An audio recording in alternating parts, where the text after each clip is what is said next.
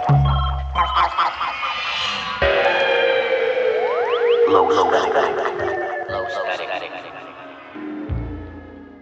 is the Low Static Podcast, GIB and Survinalis signing in here from the Finnish forest. What's good?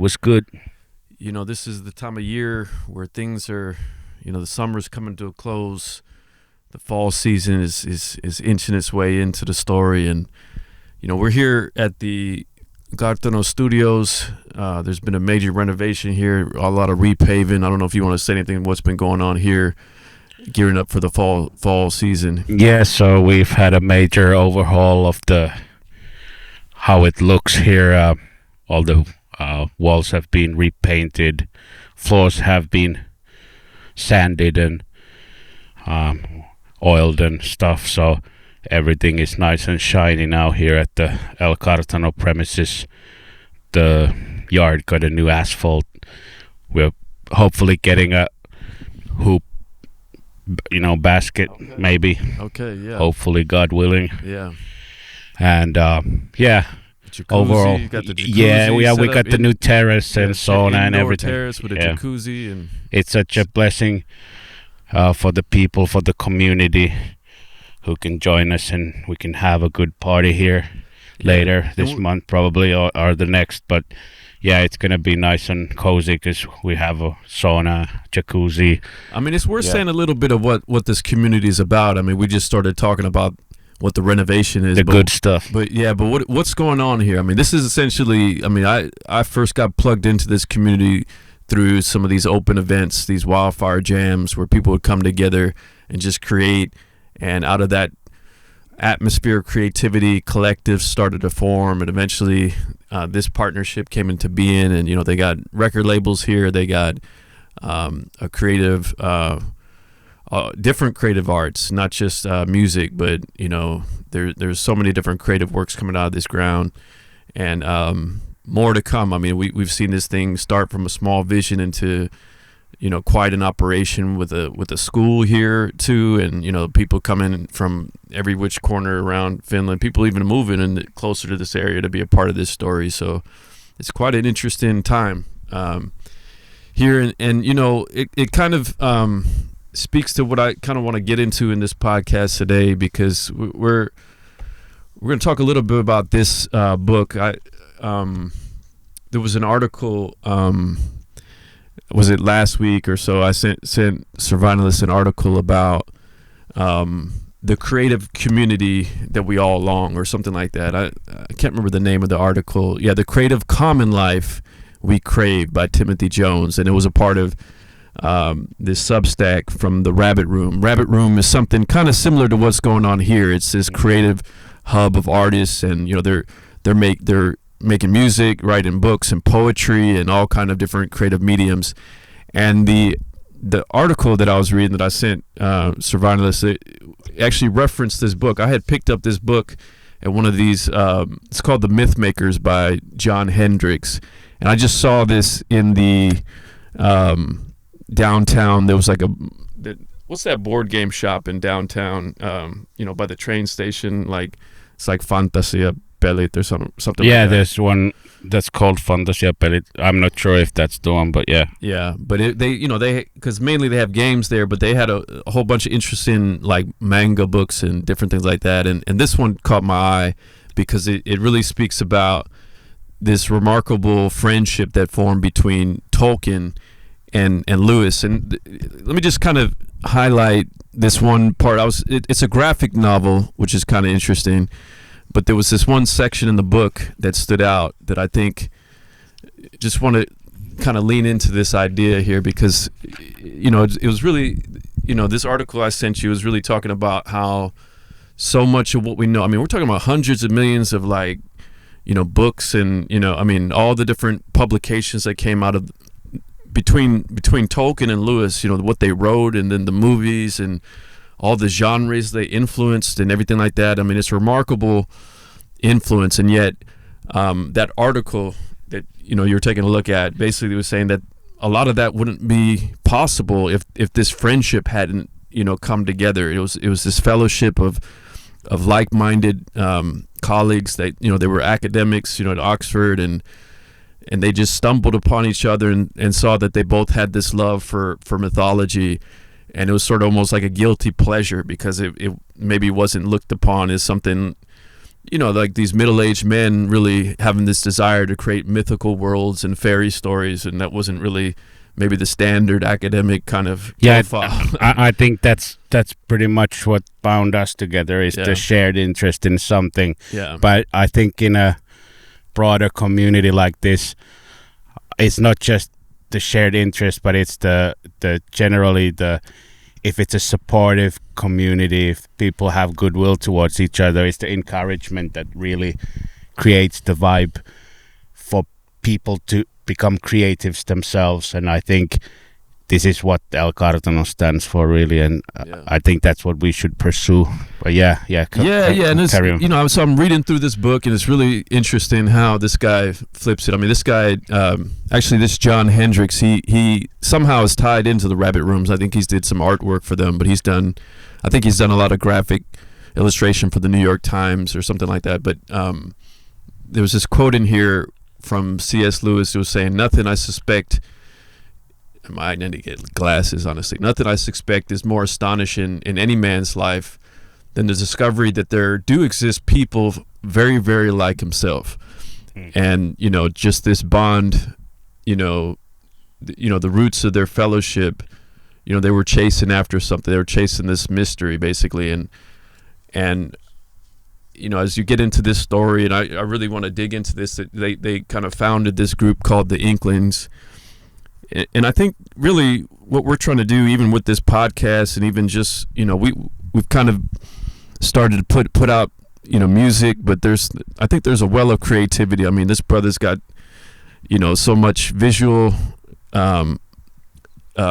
capacity, like the visual genius in your movie ideas and the films you've done, and also just the general creativity that surrounds this place, all the tools that we have at our disposal. I think there's a real opportunity for something on the order of an Inklings to arise out of this place. Right now it's still taking shape, the vision of what it looks like. But I think the thing that's just fascinating to me, when I think about hip hop, because I think not everybody here maybe has the same kind of background experience, coming into hip hop, but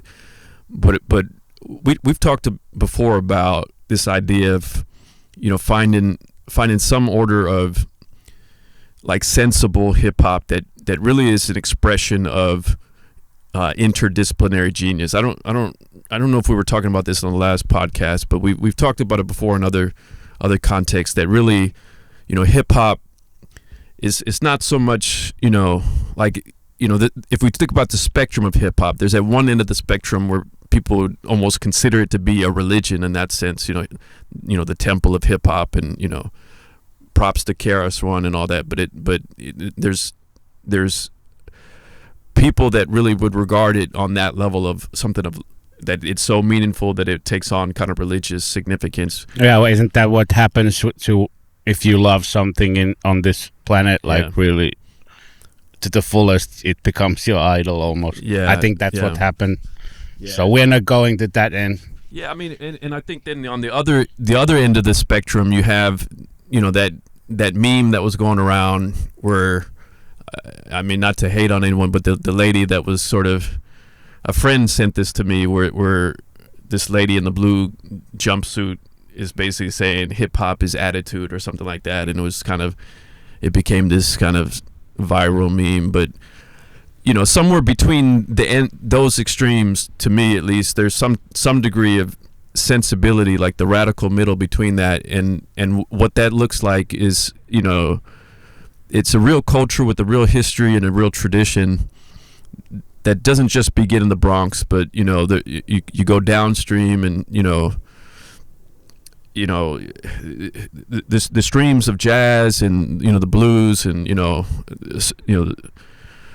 even the spirituals and all that, all of these things, all of these streams kind of flow together into this this moment of time in the Bronx, where you have this collection of visual genius and kinesthetic genius and verbal genius and sonic genius, you know, like all these different talents of, you know, the graph writers and the breakers and the b-boys and the MCs were just really, it's just the genius of all of that, to me at least, was when you bring interdisciplinary creativity together on that order, there's something new that kind of surfaces, you know. And the thing that's something of a lament in our times is how isolated all of these groups are, you know, in the sense that, like, I can't say I know everything there is to know about all of the genres. I mean, I definitely situate myself. I mean, I don't know how you would regard your proximity to all the different art forms, the traditional kind of hip hop kind of mediums. Like, if you were to situate yourself in any one of those storylines, like, yeah, I'm a huge fan of all of them, and the more harder it is, the more I'm a fan of it. Okay. Yeah, like but the hard. When you say, what do you mean? Like hard as in authentic, or like or the difficulty of the barrier to entry or whatever? Difficulty of it. Yeah, I'm probably just watching and all, but of course it's not all about, you know, the excellence of the performance in hip hop. I think it's the heart and the synergy. Yeah. And without that, it the radical middle or the merging of the different flows and streams wouldn't ever exist if there wasn't the coming together of great minds with good hearts and the synergy doing together. Yeah, so, you know, I think the thing about then when we think about all these disciplines, you know, and, you know, whether it looks like what it did in the Bronx or whether it looks like even something different, you know, where you can bring together visual art, you bring together some type of physical element, obviously dance, expression, but, you know, I think there's something even about the creativity of basketball or whatever, you know, that has a kind of a close proximity to hip hop. I mean, definitely hip hop made its kind of stamp on something like the rhythms of basketball in some ways. You look at street ball and that sort of thing, and, you know, the culture and, you know, all of the excitement around that. I think there is some type of hip hop element to that. You look at just all of the sonic innovations. I mean, like, I don't know. I mean, you're definitely a gear head. I mean, like, all of the, I mean, I don't know how long that's been a part of your story. I mean, because you also somehow experiment with instruments and the drums and stuff, or I don't know, has that been like a lifelong thing, just instruments around the house or something, or where did the sonic side of your journey kind of begin? Yeah, I guess that's my thing, or my area of hip hop is the texture and the sound of it. Definitely. But yeah, I have background in different instruments. I used to play classical guitar. Okay, I didn't know Spanish guitar. Okay, yeah. When I was young, from there I moved on to making beats. Basically, when I heard it was a thing, I just wanted to get there. And in the beginning, it was a struggle. We didn't have internet connection or anything when I was young. So basically, I took floppy disks to the school and I downloaded some, you know, drum samples, and then I drove home and just intuitively finding your way through that. Or how did you even know where to look? Like what sites and whatever? I don't know. I just probably used some of the early search engines to like locate some drum sounds, like waveforms of different drums, and then I just downloaded it and saved it to floppy, and cycled home, and then started, you know, with the computer without the internet connection. I just started to mangle with the audio first with some really primitive audio recorder programs, and then eventually from there going to more advanced stuff. But in the beginning it was, of course, experimenting with like cassette players, my dad's vinyl records and stuff. So yeah, there was a lot of trial and error. Okay, so you had some type of vinyl and and in my case, I guess it was also about the isolation from most of the creatives. I was like, we lived in the countryside, Yeah. without much connection to the outside world. So what I heard was from like CDs that I found, and then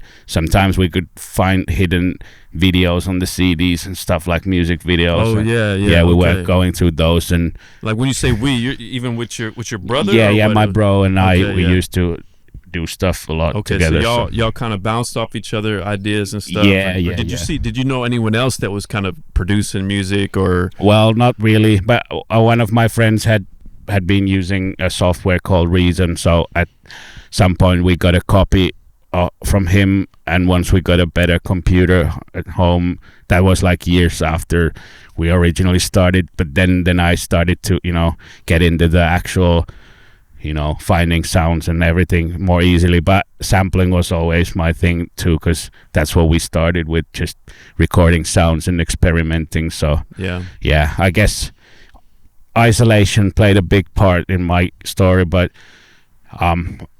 bringing that stuff from isolation into the community and then bouncing it off each other, and getting better ideas, and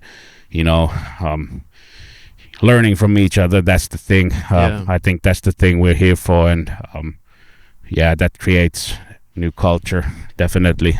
Yeah, and it's I think it's such an interesting time because there's so many tools, that are at our disposal, and in some ways the tools can bring us back to this interdisciplinary nature of hip hop, because the mediums, the channels that are available, you almost have to be thinking about all the mediums. You have to be thinking about your visuals, your sounds. You got to be thinking about what you're saying, and even some physicality, being present. Obviously TikTok dances are going crazy and all that, but at the same time, all these tools and all the push for the online media, and it still feels like this real community, physical community, it feels different than maybe different generations that had definable hubs and stuff like that. So it's something special that there is a hub here coming together in the capital area here in Finland. But it may even be more than we realize. But it's interesting that it's not a lot that I could kind of put my finger on that are really hip hop oriented. Like this group that we were saying, Rabbit Room. I don't even know if there's any hip hoppers that are part of that community or not, but it's just a general creative hub, and it's probably a lot more general creative hubs than things that are kind of hip hop oriented. But I think it's something unique, and I think the thing about the story of Tolkien and Lewis that just kind of captivates my imagination is this idea that there's this sort of longing to kind of create worlds, that like world building, like thinking about hip hop, the intersection of hip hop and world building, and I think when we first got together, maybe you could even talk a little bit about this survivalist character, because it really is it's a representation of a world of ideas, and there's a lot of world building behind that, whether it's still in formation or how much kind of it evolved over the years. Like where did that survivalist character come from initially? Yeah, I think the character of survivalist was birthed in this emotion, or from this emotion of wandering through this wasteland, abandoned, like some Book of areas. Eli thing or whatever. Yeah, I think it came partly from the fact that suddenly everything changed. The sounds changed, the artists changed. My former rap heroes, they suddenly vanished. Okay. Even the local rap scene, somehow it felt like it just didn't exist anymore. And we've heard this same story from others as well. Yeah. So living in this kind of wasteland alone, and trying to keep it alive, in this kind of bubble of one man, I think that's where the crazy idea started. I think it was like something like 2012 when I first came up with the name Survivalist, and I registered the Gmail address, and I still Okay. have it. Okay. So yeah, 2012. You were ready for it all to end then.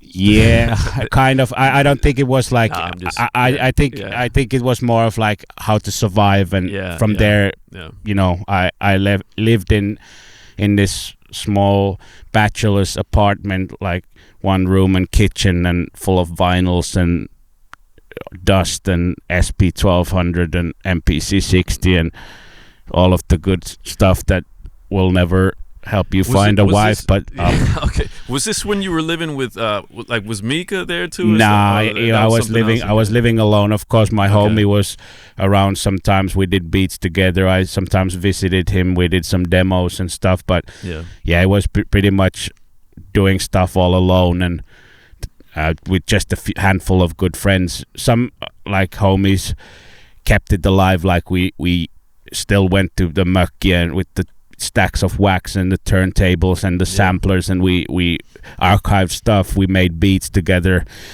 and yeah, well, that was the environment where Survivalist was born. Yeah. But then there was like a kind of a long period of time where it didn't really mean much. It was just a character, and I had quite a lot of other names that I used, and I did demos and I sent them over to Kasi, who is the the main figure of El Cartono and the Wildfire movement, who started it over 20 years ago. So I was sending him demos every now and then, and I think that's how I kept on his radar by doing so. So Yeah. never give up sending demos and stuff, because it might take you places. But yeah, then I was contacted later by Kasi, and when I jump on this train of Wildfire movement, I then decided I'm gonna stay true to what I am, and I'm gonna use that name even if it sounds funny nowadays, or if the people don't really understand what it's about. But real recognize real, and then cats come together, and then good stuff is born out of that. So I think that's what our story is really about. Yeah, for sure. And I think that's the theme that's going to continue, maybe even into this next series of podcasts, because I think the goal is, obviously we're starting something here with this collective Under the Underground, but I think it's really intended to move out, beyond into other circles of creatives, and just to connect with like-minded people that are looking for this sort of Inklings type of fellowship. Because I think, even just, we've even started to delve a little bit at, even we did this TikTok run. Maybe it was like a video a week for about 52 weeks. We did it about a year straight. We did, I think, 53 episodes of TikTok, or I would call them episodes, but 53 TikTok challenges. I think it was 53, and then every week we did a short song basically, and that's how our debut album pretty much came together. We were writing a lot, and Talking to the empire mind, shall we question the assumptions for the entire tough talking to the empire mind, shall we question the assumptions for the entire time that we bringing it back with the raw rap editions, bringing it back with the raw rap editions. The goal that we were saying is, to see something on the order of an Inklings kind of surface for hip hop. I don't know if really, we would love to know, like, if anyone comes across this podcast that is aware of something on the order of an Inklings in the hip hop landscape. That's something that we're trying to dial into, but because I think it's, hip hop can be a very competitive sport. There's a lot of competitive energy in the hip hop space. Obviously, battle rapping is about taking down and stuff, but I think there's also a different way that hip hop can come together, through this sort of iron sharpen iron collaboration, where we could pull stuff out of each other and pull worlds, like hip hop world building, like on taking this survivalist character into new worlds and new expressions of that, mythos. And I think there's a lot of mythos to explore in the story of hip hop, going back to the Bronx. But at the end of the day, hip hop has gone over the world. So So there's so much more of that story to write, and we're just really scratching the surface. But in our own story here, there's still a lot to, just the thing we were going to say about the TikTok run that we went on is in the middle of that, we did start to tell a little story. It's kind of tucked away there, and a lot of those TikTok episodes, and it's just sort of, I don't remember how that got started. I think it was like we were doing this thing as a joke, like this visual setup of like robbing a house or something. You remember that? Like, yeah, it was kind of this staging these videos of, it was just kind of a backdrop of some little TikTok song that we were doing.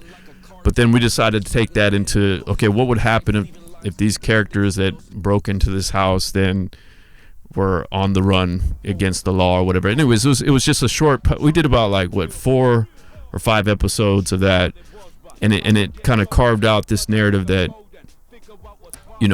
involved characters like the survivalists, but then this villain character that was sort of channeling kind of our best kind of doom kind of homage or whatever that was, but yeah, there's a lot of amazing creativity that's already out there, hip hop world building. But I think this is a good time to kind of kind of focus on what would it look like, to kind of co-create towards hip hop world building. So more to come on that, and we're definitely gearing up for some more we just released the album. Definitely check it out. Deep Strata, Low Static. Still more to say about that.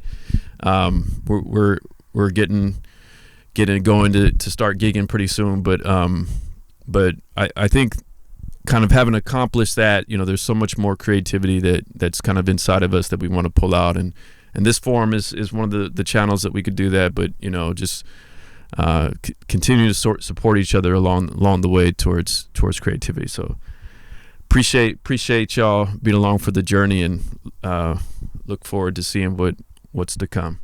All right, peace out.